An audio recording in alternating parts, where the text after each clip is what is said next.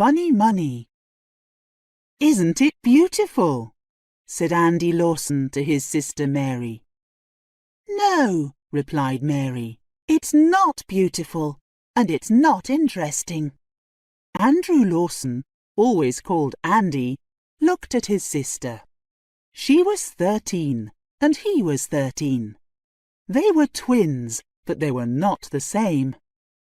He was 170 centimetres tall, with short red hair and blue eyes. She was only 160 centimetres tall, with long dark hair and big brown eyes. They didn't look the same, and they didn't think the same. "Mary," said Andy, "look at it. It's over 1,000 years old. 500,000 people come here every year.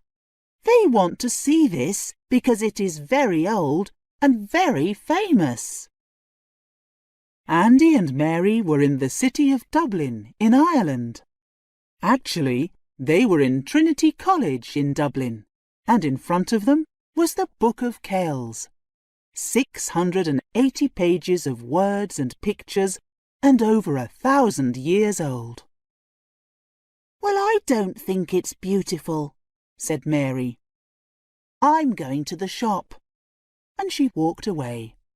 The shop was in the next room. Mary looked round. There were books and CDs about the Book of Kells, and there were Trinity College T-shirts. Mary looked at the T-shirts. "I like these," she thought, "and they're not too expensive." She took down a red T-shirt and got out some money. Mary waited with the money in her hand. In front of her was a big man with a green Ireland football shirt. The shirt was much too small for him, and Mary saw his stomach. Yuck! The man bought a postcard. "I'm sorry," he said to the shop assistant. "I know the postcards are just 75 cents, but I've only got this." There was a €20 note in his hand. "That's okay," replied the shop assistant. Mary looked at the money in her hand. It was a €50 note, and a kind of orange colour. In England, of course, the money was not the same. Pounds, not euros. The man walked away. Mary gave the T-shirt to the shop assistant. "14.95, please," said the shop assistant. Mary gave her the €50 note. The assistant put the T-shirt in a bag and gave it to Mary. Then she gave her €35.05. Mary looked at the notes. The €20 note was blue. The €10 note was red. And the €5 note was grey. She put the money in her bag. Then Andy came into the shop. "You know, it is beautiful and interesting," he said, with a smile on his face, "but not for very long. Come on, I want an ice cream. We've got time. We're meeting Miss O'Brien at 5 o'clock, and it's only 3 now." Andy and Mary were in Dublin with students from their school in England. Their science teacher, Miss O'Brien, was from Dublin, and every year she took 10 or 12 students there at the start of the summer. The students enjoyed seeing a new city. Dublin is small and friendly, and there is a lot to do, and Miss O'Brien enjoyed seeing her family. Andy and Mary walked to Grafton Street, one of Dublin's important shopping streets, and found an ice cream shop. Andy asked for a chocolate ice cream. Mary wanted a strawberry one. Mary gave the shop assistant €20, and he looked at the note. Then he turned the note over and looked at it again.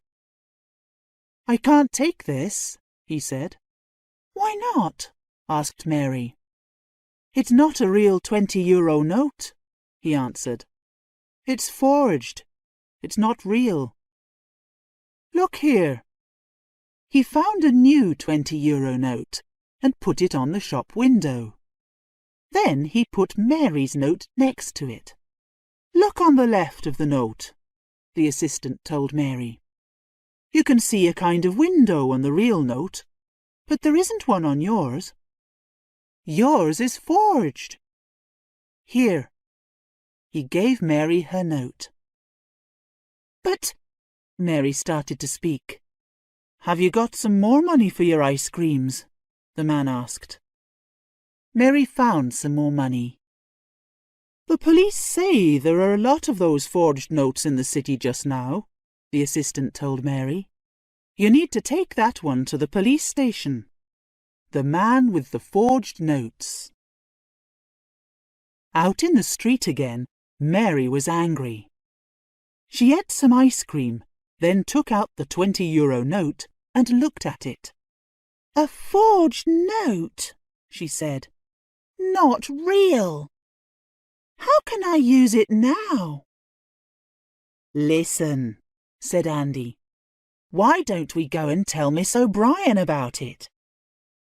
"Good thinking," replied Mary, and they started walking back to their hotel on Fleet Street. They got to the hotel at about 4:15.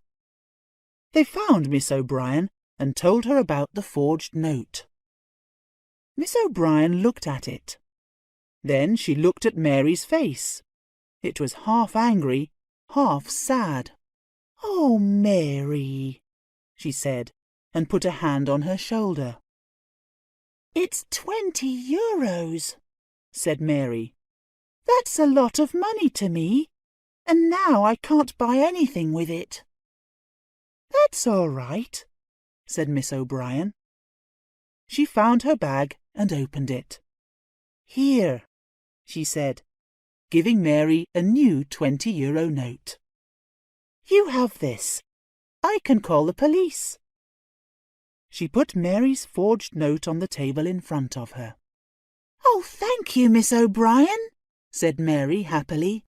"That is kind of you." "That's all right," replied Miss O'Brien. "Now, are you coming to the cinema this evening?" "Yes," answered Mary. "I don't know," said Andy. Miss O'Brien smiled. "Well, we're meeting in the hotel restaurant at 5:00. Andy and Mary went to their room and watched television for half an hour. But Mary didn't really watch.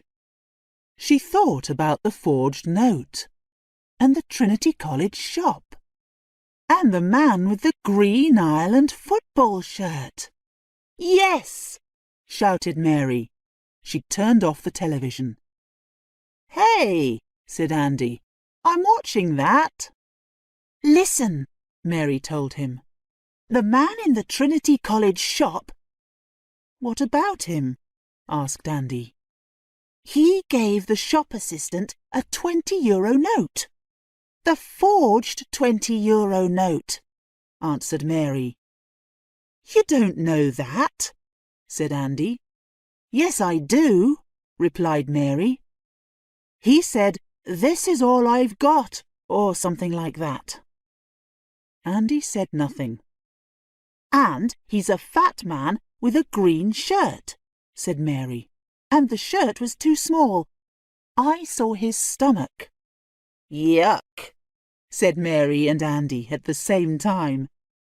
They laughed. Then Andy said, "OK. The forged note came from a man in a green shirt. But how many people are there in Dublin? You're not going to find him." "You're right," replied Mary. She looked angry again. "There are lots of people, but I'd like to find him." Andy gave her a funny look and turned the television back on. At 5:15, Mary asked, "Are you coming to the cinema, Andy?" "Come on. The film's got some very good actors in it." "Oh, all right," said Andy. and turned off the television. Anyway, who are these very good actors? They went down to the hotel restaurant, and Mary told Andy a little about the film. Mary stopped near the restaurant. She put her hand on Andy's arm. "Stop," she said. "Look!" At the front of the hotel was a fat man in a green shirt. "That's him," said Mary quietly. "Mr. Greenshirt." Mr. Greenshirt had a big box in his hands. He gave the box to the hotel receptionist and said something. The receptionist replied. Andy and Mary tried to listen to the conversation, but they were too far away. Then Mr. Greenshirt turned and left the hotel. "Come on," said Mary. "We're going after him." "We can't," replied Andy. "We're going to the cinema." "Not now," said Mary. She took him by the hand. "Come on."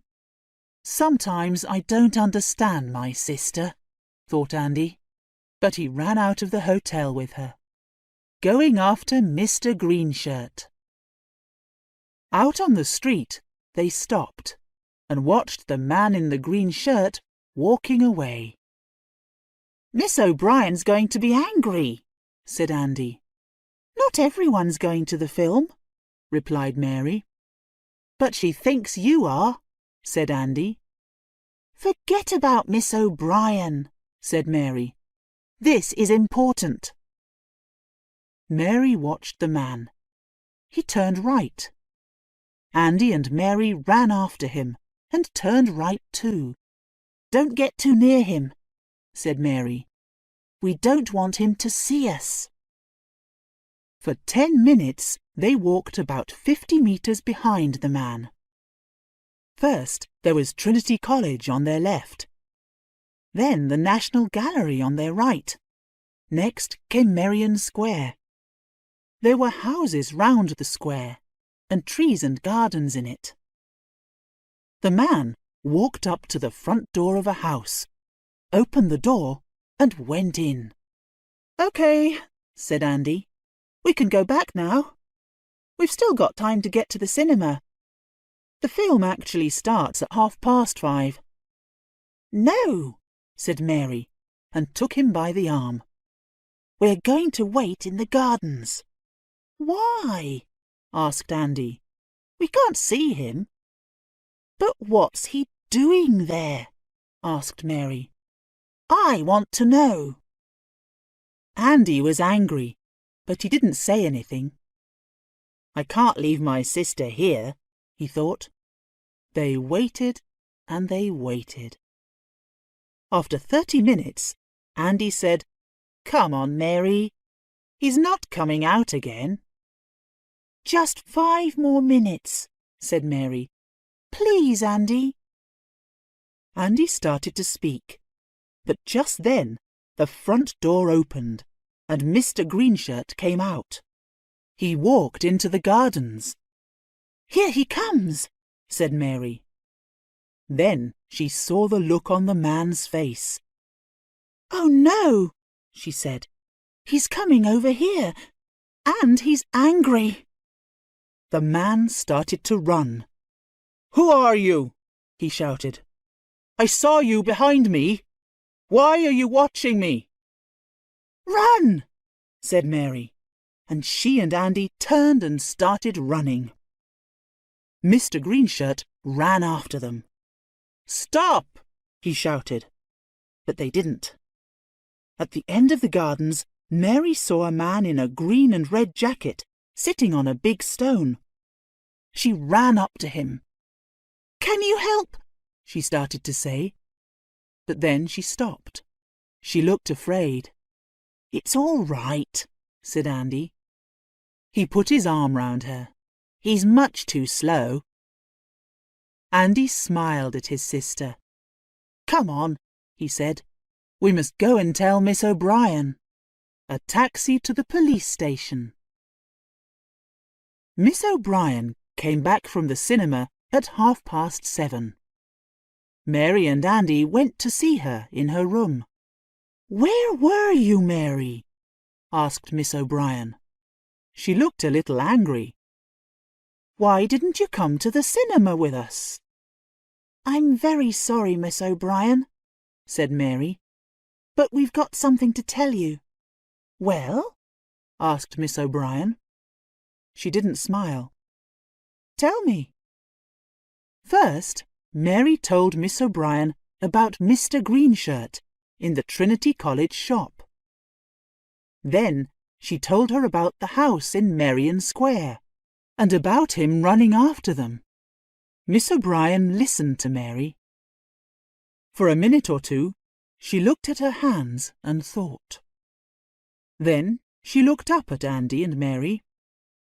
"Right," she said. "We must go and tell the police about this. I'm going to call a taxi." "Is this for Miss O'Brien?" she asked the back of the driver's head. "That's right," said the driver. Mary got into the back. Andy went round the car, got in next to her, and closed the door. "Miss O'Brien is just coming," said Mary to the driver. She turned and started to say something to Andy, but then saw the look on his face. Andy's eyes were on the driver. Mary looked at the driver too. Then she saw it. Under the driver's brown jacket, a green shirt. "Out now," said Andy, and tried to open his door. Mary tried her door at the same time. The back doors didn't open, but the front door did, and a second man got into the car. He was tall and thin. He wore a blue shirt and black trousers. He looked back at Andy and Mary. He had black hair and a cold smile. "You can't get out," he said. "The doors don't open, and nobody can see in. The windows are dark." He turned to Mr. Greenshirt. "Go," he said. The car started, and they drove off. "What are you doing? Where are you taking us?" asked Mary. Mr. Blueshirt turned and looked at Mary. He smiled again. His eyes really were cold. "A swim in the River Liffey." "Help!" shouted Andy. "Help!" Mr. Greenshirt turned on the radio. It was loud rock music. Nobody heard their shouts. Mr. Blueshirt turned round again and looked at Andy and Mary. He didn't say anything. He didn't need to. Andy stopped shouting. The man turned back and watched the road. Andy looked out of the window. Of course! Now Andy understood. In the film, the cook is driving down the road with his 5-year-old son in the back of the car. The son puts his hands over his father's eyes. The car goes off the road into a tree, and all the doors open. The father is very angry, but maybe he and Mary... It was a dangerous thing to do, but they needed to get away from these men. He looked at Mary and closed one eye. She gave him a little smile. Andy closed his hand. Mary watched his hand. One finger came out, then a second, then a third.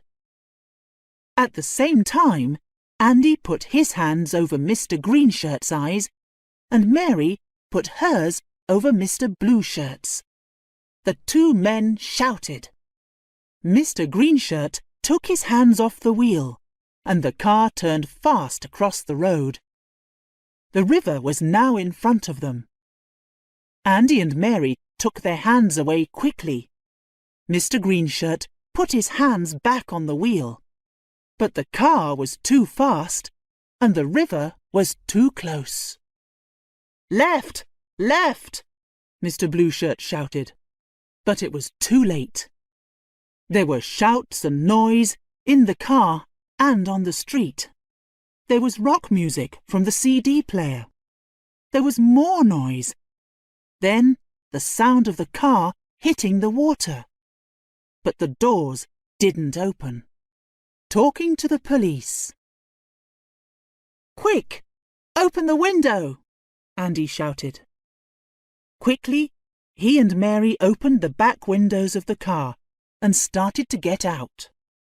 Water started to come in. Cold water, lots of it, coming in fast. The men in the front didn't look round. They too just wanted to get out, but the front doors weren't easy to open. There was too much water. "Out!" shouted Andy. He and Mary got quickly into the water. They were good swimmers. In minutes, they were out of the water and on the street.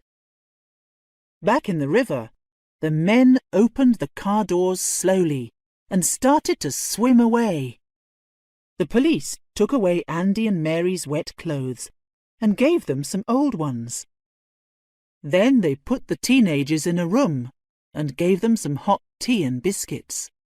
2 police officers, a man and a woman, came into the room and talked to them. Andy and Mary told them everything. At 10 o'clock, the teenagers were still at the police station. Across the table sat the 2 officers. The woman, Inspector Helen Forrester, wore a dark blue jacket and trousers and a white shirt. The man, Sergeant Tom Brady, wore a light blue shirt and dark blue trousers. "We got to the river too late," Forrester said to Andy and Mary. "The men in the car got away." She put some photos on the table in front of her. "It's late now, and I must call your teacher and tell her you're okay. But first I've got some photos." She turned them over. "Are any of these the men in the taxi?" she asked. Andy and Mary started looking at the photos of men's faces. After a minute or two, Andy took one and gave it to the inspector. "Here's one," he said. "That's the man with the green shirt." Then Mary turned a photo round for the inspector to look at. "And here's Mr. Blueshirt," she said. Forrester looked at the photos and gave them to Brady. He looked at them. "I know these 2, he said, with a small smile. "OK," said Forrester to the teenagers. "Now I'm going to call your teacher. What did you say her name was again?" "O'Brien," replied Mary. "Miss O'Brien." Brady looked quickly at Forrester. "Of course," said Forrester. She thought for a minute. "And you say she called us about the forged notes on Grafton Street this afternoon?" "That's right," replied Mary. Forrester looked at Brady and then back at Andy and Mary. "Is something wrong?" asked Andy. No, said Forrester. "There are a lot of O'Briens in Dublin." She looked at Brady. "Sergeant," she said, "you get their clothes. I'm going to call Miss O'Brien." Then she looked at the teenagers. "And you 2 wait here a minute." The police officers left the room. Andy looked at Mary. "Why did she say there are a lot of O'Briens in Dublin?" he asked. "I don't know," replied Mary. A cafe on O'Connell Street. At 10:20, Miss O'Brien came into the room at the police station. Forrester and Brady were behind her. Miss O'Brien took her phone out of her bag. "Well, I'm going to call my brother," she said. "No more taxis for us. Fergus can come and get us." Miss O'Brien went out of the cafe and made a short phone call. Then she came back in and sat down again. "Well then," Miss O'Brien looked at Andy. "Did you enjoy seeing the Book of Kells this afternoon, Andy?" "Yes, I did," said Andy, laughing. "But Mary didn't." "Andy," said Mary. "That's all right," said Miss O'Brien. "Not everyone finds it interesting." Andy and Mary finished their food and drinks. Then they all stood up and walked to the cafe door. Miss O'Brien opened it. "That's Fergus's car over there," she said. Andy and Mary walked out onto the street. 20 metres away to the right was a black car. A man in a baseball cap got out. He turned and opened the back door of the car. Someone came up behind them from the left. Then everything happened very fast. Police officers ran out from everywhere. The man by the car was Mr. Blueshirt. He turned and tried to run, but he was too slow. 2 police officers quickly stopped him. The man behind them was Mr. Greenshirt. 2 police officers took his arms. Andy looked round for Miss O'Brien, but she was fast. She saw the police and started running up O'Connell Street. Mr. Greenshirt saw this. "Run, Deirdre, run!" he shouted. Mary looked at Andy. "How does Mr. Greenshirt know Miss O'Brien?" she asked. Then she understood. Back at the hotel, Mary shouted, "Quick!" and started running after Miss O'Brien. Andy was behind Mary. Police officers started running behind Andy and Mary. But the teenagers were fast. Mary got to Miss O'Brien first. She took her right arm. "Stop!" she shouted. "Stop!" Miss O'Brien tried to get away, but Andy took her left arm. And then the police were there. By then, it was too late. At 12 o'clock that night, Andy and Mary and Inspector Forrester were back at the hotel. "I phoned your parents and told them everything," she said. "I also spoke to the head of your school." "How do you know she helps him?" asked Andy. "Well, we know that she never called us about your forged €20 note. Also, her brother left a box here at the hotel for her this afternoon," said Forrester. "You told us about that." "That's right," said Mary. "Well, we found it in her room," said Forrester. "There was €20,000 in it, in 20 and €50 notes." Andy and Mary looked at Forrester, their mouths open. Then Andy asked, "But Mr. Greenshirt and Mr. Blueshirt, how did they know about us and about the hotel?" "Miss O'Brien phoned them," said Forrester. "She told them to come in a taxi and take you away. Her brother Fergus sometimes works for Grafton's taxis." "What did they want to do with us?" asked Mary. Forrester stood up. "I think it's time for bed," she said. "It's after 12 o'clock." Andy and Mary stood up too. "Yes," said Mary. "I'm tired." "Me too," said Andy. Forrester looked at them. "Your teacher's getting here at 11 o'clock tomorrow morning," said Forrester. "What are you going to do before that?" "Why don't you go and see the Book of Kells?" "We saw that today," said Andy quickly, his eyes laughing at Mary. "It was beautiful, wasn't it, Mary?" Forrester saw the look on Andy's face. "I see," she said. She smiled too. "You didn't like it much then, Mary?" "No," she said, "I didn't. And I lost €20 when I went there."